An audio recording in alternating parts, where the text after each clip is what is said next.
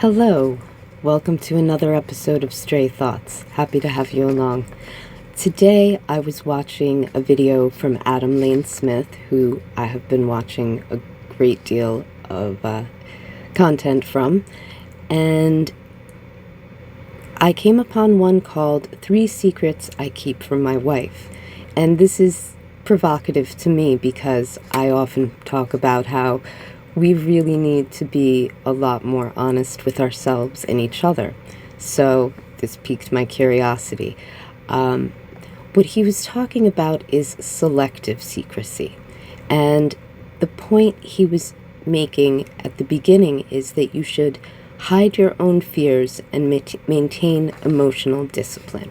Now, to contextualize this, I'd like to read the first passage from his description, in which he says, "As a husband, you play a critical role in cultivating a sense of safety and stability for your wife.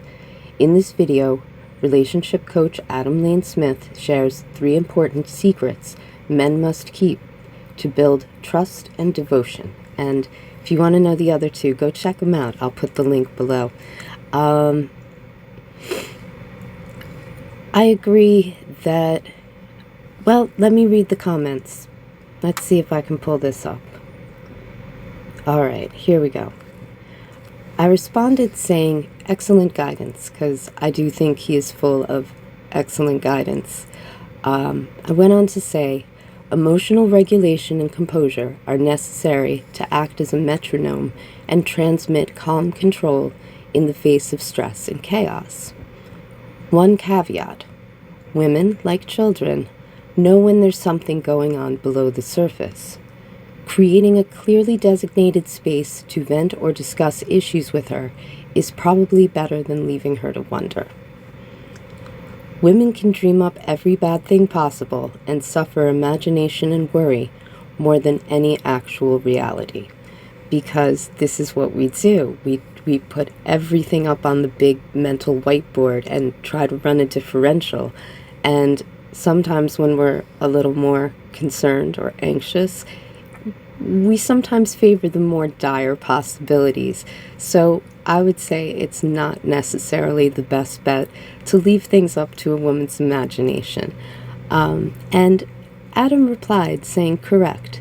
The goal is not to gaslight anyone, but to prevent that constant stress from filtering in where it is not productive.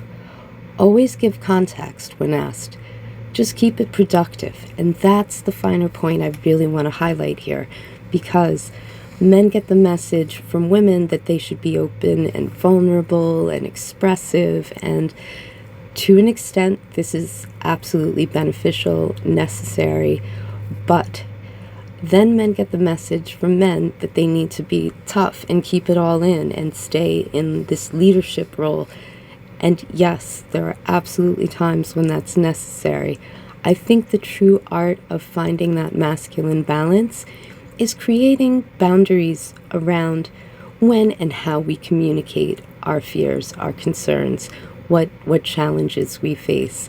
And as a woman, as a wife, let's say, I would want to know if we were facing financial hardship so I could make adjustments in my spending, try to figure out how many things I could make in the house, try to figure out how I could support my husband through the financial bottleneck, and through that find some peace and clarity, a sense of purpose, that little bit of control over what we do in the face of something. That could give a woman tremendous comfort. But there is a big difference between coming in and being like, had a terrible day. You can't even believe what's going on at work. I'm not even sure I'm going to be employed this time next week. And on the way home, I heard this terrible thing on the news. No, you're going to cause panic and pandemonium. You can't walk in carrying that unchecked. You really want to come and create a sense that we've got this under control. We have a plan. We're going to follow through with the plan, and we're going to come out okay. And then my caveats about turning to the wife or the girlfriend, whoever the woman is in this scenario, and saying, listen, babe, I'd love to sit and talk with you about some things later on. I got some things pressing on me. When you're in a place, maybe we can discuss this.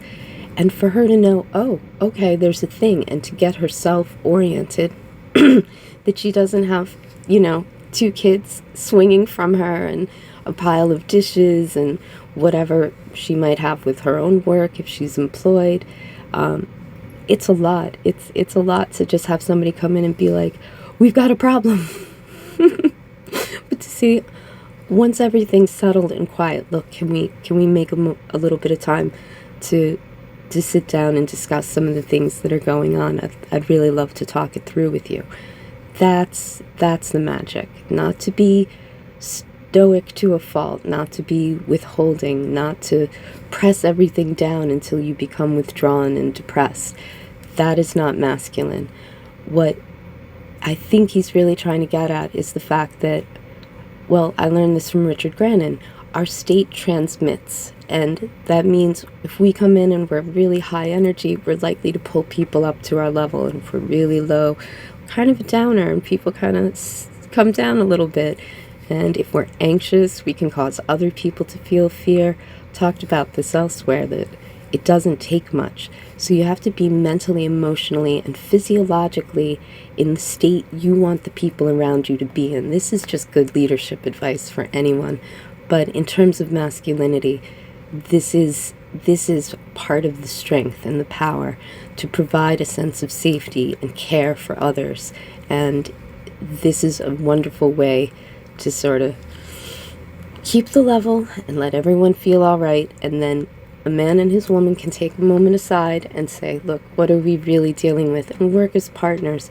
But there's a big difference between dumping on someone and selectively creating space to have productive conversations that both partners are aligned and really know what's going on. And again, I would never recommend leaving things to a woman's imagination. We get up to places in here. Okay, well, that's what I got for now, and I hope it helps. And I do recommend you go check out Adam Lane Smith yourself, Attachment Adam, and see what other great guidance he has. See what the other secrets are as well. All right, link below. And, oh, I'm terrible at this, but if you think of it, like, subscribe, continue along with me on this. I sure appreciate you being here. All right, that should do for now. Thank you again. Take care.